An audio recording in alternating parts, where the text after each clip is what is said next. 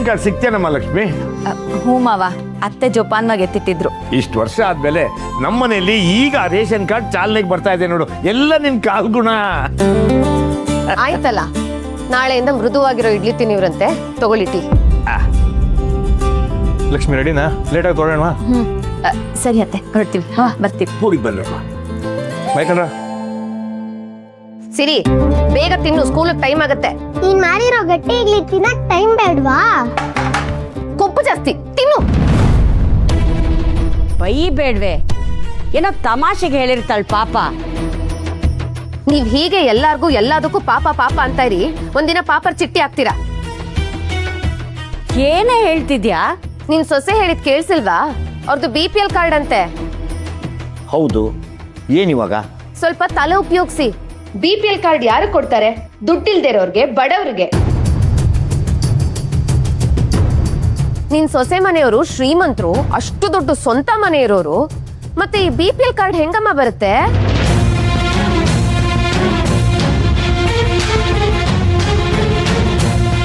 ಅದಕ್ಕೆ ಹೇಳೋದು, ಯಾರನ್ನೂ ಅತಿಯಾಗಿ ನಂಬಾರ್ದು ಅಂತ.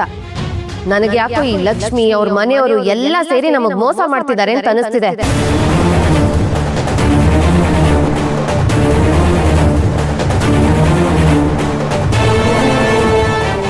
ದುಡ್ಡೇ ಇಲ್ದೆ ನಮ್ಮ ಹತ್ರ ಶ್ರೀಮಂತರು ಅಂತ ತೋರಿಸ್ಕೊಂಡು ನಮ್ಮನ್ನ ಮಂಗ ಮಾಡ್ತಿದ್ದಾರೆ. ಇಡೀ ಫ್ಯಾಮಿಲಿ ಫ್ರಾಡ್ ಫ್ಯಾಮಿಲಿ ಅಂತ ಅನಿಸ್ತಿದೆ.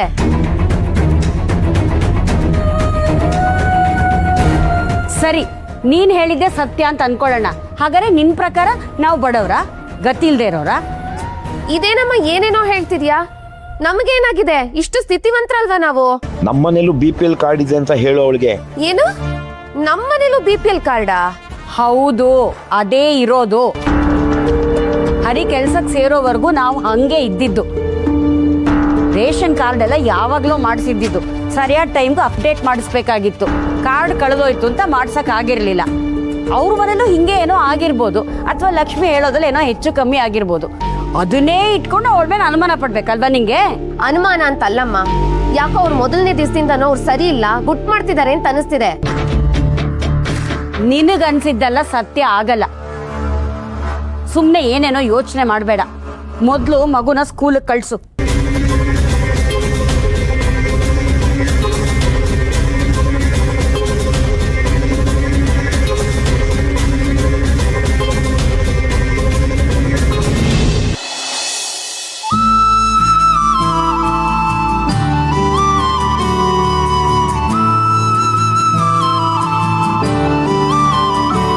ಮಹಾಲಕ್ಷ್ಮಿ, ಇದೇನಿದು ಇಷ್ಟುದ ಕ್ಯೂ ಇದೆ? ಇವಾಗ ನೀನು ಇವ್ರ ಜೊತೆ ಬಿಸಿಲಲ್ಲಿ ನಿಂತ್ಕೋಬೇಕಾ? ಒಂದು ಕೆಲಸ ಮಾಡೋಣ, ಬರೀ ಹೆಸರು ಬರ್ಸೋದು ಮಾತ್ರ ಕೇಳ್ಕೊಂಡು ಹೋಗೋಣ. ಒಂದ್ 5 ನಿಮಿಷ ಕ್ಯೂ ಅಲ್ಲಿ ನಿಂತು ನಮ್ಗೆ ಅಂತ ಕೊಡೋದನ್ನ ತಗೊಂಡೋಗೋದಕ್ಕೆ ಏನ್ ಕಷ್ಟ ಅಂತ. ಸರಿ ಮೇಡಮ್, ನೀವು ಹೇಳ್ದಂಗೆ ಆಗಲಿ. ರೀ, ನಾನು ಕ್ಯೂ ಅಲ್ಲಿ ನಿಂತಿರ್ತೀನಿ, ನೀವು ಅಲ್ಲಿ ಹೋಗಿ ನನ್ನ ಹೆಸರು ಸೇರ್ಸೋದಕ್ಕೆ ಏನೇನು ಡಾಕ್ಯುಮೆಂಟ್ಸ್ ಬೇಕು, ಯಾವತ್ತು ಬರಬೇಕು ಅಂತೆಲ್ಲ ಕೇಳ್ಕೊಂಡ್ ಬರ್ತೀರಾ? ಸರಿ, ಆಯ್ತು.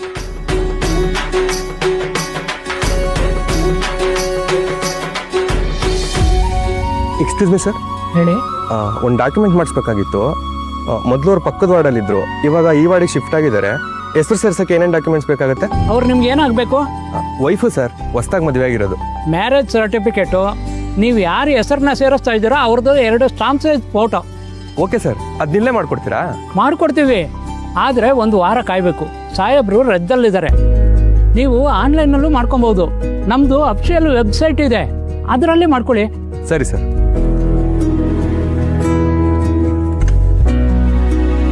ಲಕ್ಷ್ಮಿ, ಒಂದು ಸ್ವಲ್ಪನೂ ಜರುಗ್ದಂಗೆ ಕಾಣಿಸ್ತಿಲ್ಲ. ನಿಧಾನಕ್ಕೆ ಆಗ್ತಿದೆ, ನೀವ್ ಯಾಕೆ ಗಡಿಬಿಡಿ ಮಾಡ್ತಿದ್ದೀರಾ? ಅದ್ಬಿಡಿ, ಏನಂದ್ರು? ಇಲ್ಲೇ ಮಾಡ್ಕೊಡ್ತಾರಂತ. ಸಾಹೇಬ್ರು ಇಲ್ವಂತೆ, ಅವ್ರು ಬರೋದು 1 ವಾರ ಆಗುತ್ತಂತೆ. ನಾನೇ ಆನ್ಲೈನಲ್ಲಿ ಅಪ್ಡೇಟ್ ಮಾಡ್ತೀನಿ ಬಿಡು. ಮಹಾಲಕ್ಷ್ಮಿ, ಸುಮ್ಮನೆ ಬಿಸಿಲಲ್ಲಿ ನಿಂತ್ಕೊಂಡು ಯಾಕೆ ಸುಸ್ತು ಮಾಡ್ಕೊಟ್ಯಾ? ಅವ್ರು ಕೊಡೋ 10 kg ಅಕ್ಕಿ ಬೇಳಗ ಇಷ್ಟೊತ್ತು ನಿಂತ್ಕೋಬೇಕಾ? ಅದನ್ನ ನಾನೇ ಕೊಡಿಸ್ತೀನಿ ಬಾ. ಏನ್ರಿ ನೀವು ಗೌರ್ಮೆಂಟ್ ನಮ್ಗೆ ಅಂತ ಕೊಡೋ ರೇಷನ್ನ ಇಷ್ಟು ತಾತ್ಸಾರ ಮಾಡ್ತೀರಾ ನೀವು? ನೋಡಿ, ನಿಮ್ಗೆ ಸುಸ್ತಾಗ್ತಿದ್ರೆ ಹೋಗಿ ನೆರಳಲ್ಲಿ ಕುತ್ಕೊಳ್ಳಿ, ನಾನು ನಿಂತ್ಕೊಂಡು ತಗೊಂಡ್ಬರ್ತೀನಿ. ನಿಂಗೆ ಸುಸ್ತಾಗ್ತಿದೆ ಅಂತ ಹೇಳ್ತಿರೋದು? ಏನಪ್ಪ ಹೆಂಡತಿ ಅಂದ್ರೆ ಅಷ್ಟು ಪ್ರೀತಿನಾ? ಯಾಕಜ್ಜಿ ಮಾಡಬಾರ್ದಾ? ನೀವು ವಯಸ್ಸಲ್ಲಿ ನಿಮ್ಮ ಗಂಡನ ಪ್ರೀತಿ ಮಾಡಿರ್ಲಿಲ್ವಾ?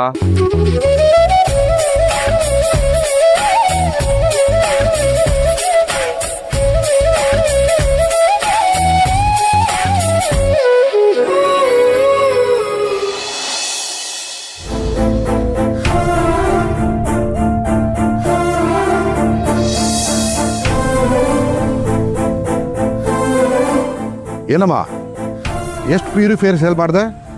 ಸರ್ ಅದು ಒಂದು ಇಲ್ವಾ? ಬೆಳಗ್ಗೆಯಿಂದ ಒಂದು ಪ್ಯೂರಿಫೈಯರ್ ಸೇಲ್ ಮಾಡಿಲ್ವಾ? ಇಲ್ಲ ಸರ್, ನಾನು ಟ್ರೈ ಮಾಡ್ತಾನೆ ಇದ್ದೀನಿ, ಆದರೆ ಯಾರೂ ತಗೋತಾ ಇಲ್ಲ. ನನಗೂ ಇದು ಫಸ್ಟ್ ಡೇ ಅಲ್ವಾ. ಫಸ್ಟ್ ಡೇನಾ?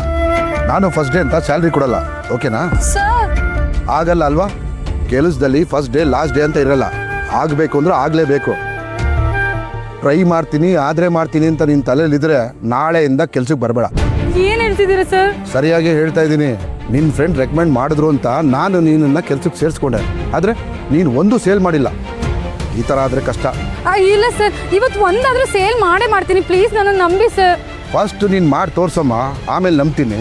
ಇನ್ನೊಂದು ವಿಷಯ ನೆನಪಿರಲಿ, ಹೇಗೆ ಪ್ಯೂರಿಫೈಯರ್ ಸೇಲ್ ಮಾಡಿದ್ರೆ ನಿನಗೆ 500 ರೂಪಾಯಿ ಕಮಿಷನ್ ಸಿಗುತ್ತೋ ಹಾಗೆ ನೀನು ಏನೂ ಸೇಲ್ ಮಾಡಲಿಲ್ಲ ಅಂದರೆ ನಿನ್ನ ಸ್ಯಾಲ್ರಿಲಿ 500 ರೂಪಾಯಿ ಕಟ್ ಆಗುತ್ತೆ. ನಾಳೆಯಿಂದ ಕೆಲ್ಸಕ್ಕೆ ಬರಬೇಡ. ಸರ್ ಸರ್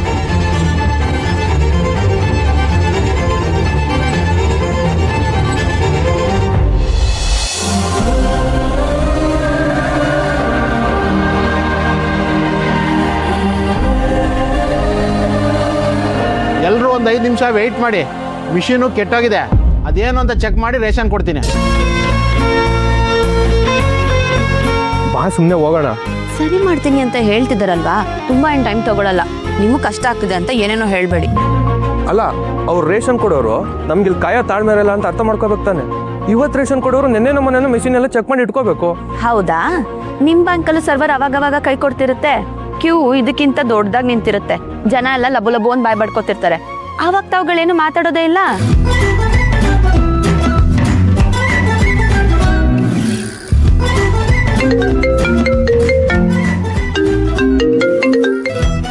ಹಲೋ, ಹೇಳಿ ಸರ್. ಸರ್ ಆವಾಗಲೇ ಹೇಳಿದ್ನಲ್ಲ ನಾನು ಬರೋದು ಸ್ವಲ್ಪ ಲೇಟ್ ಆಗುತ್ತೆ ಅಂತ. ಹೌದಲ್ಲ, ಸರಿ ಸರ್ ಆಯಿತು, ನಾನು ಈಗಲೇ ಹೊರಡ್ತೀನಿ. ಏನಾಯ್ತ್ರಿ? ಯಾರ ಫೋನು? ಆಫೀಸಿಂದ ಅದೇ ಆಡಿಟ್ರು ಬರ್ತಾರೆ ಅಂತ ಹೇಳಿದ್ನಲ್ಲ, ಅವ್ರಿಗೆ ಕೊಡಬೇಕಾಗಿರೋ ಡಾಕ್ಯುಮೆಂಟ್ಸ್ ಎಲ್ಲ ನನ್ನ ಹತ್ರನೇ ಇದೆ, ಅದಕ್ಕೆ ಬೇಗ ಬಾ ಅಂತ ಆಫೀಸಿಂದ ಕಾಲ್ ಮಾಡಿದ್ರು. ಹೌದಾ? ಮತ್ತೆ ನೀವು ಹೊರಡಿ. ನಾನು ಹೋಗ್ಬಿಟ್ರೆ ನೀನೇನು ಮಾಡ್ತೀಯಾ? ನೀನು ನನ್ನ ಜೊತೆ ಬಂದ್ಬಿಡು, ನಿನ್ನ ಆಫೀಸಿಗೆ ಡ್ರಾಪ್ ಮಾಡಿ ನಾನು ಹೊರಡ್ತೀನಿ. ರೇಷನ್ ಇನ್ನೊಂದಿನ ತಗೊಂಡ್ರಾಯ್ತು. ಅದು ಹೇಗಾಗತ್ರಿ? ಆಲ್ರೆಡಿ ಕ್ಯೂ ಅಲ್ಲಿ ನಿಂತ್ಕೊಂಡಿದ್ದೀವಿ. ನೀವು ಹೋಗಿ, ನಾನು ಆಟೋಲ್ಲಿ ಹೋಗ್ತೀನಿ. ಲಕ್ಷ್ಮಿ, ಸುಮ್ಮನೆ ಹಠ ಮಾಡ್ಬೇಡ, ನಾನು ಹೇಳೋದು ಕೇಳು. ನೋಡು, ಅದೇವರೇ ಸಿಗ್ನಲ್ ಕೊಟ್ಟಿರೋದು. ನಾವು ಸುಮ್ಮನೆ ಇಲ್ಲಿ ಕ್ಯೂ ಅಲ್ಲಿ ನಿಂತ್ಕೊಂಡು ಸುಸ್ತು ಮಾಡ್ಕೊಳ್ಳೋದು ಬೇಡ ಅಂತ ಆಫೀಸಿಂದ ಕಾಲ್ ಬರೋ ಥರ ಮಾಡಿಲ್ವಾ?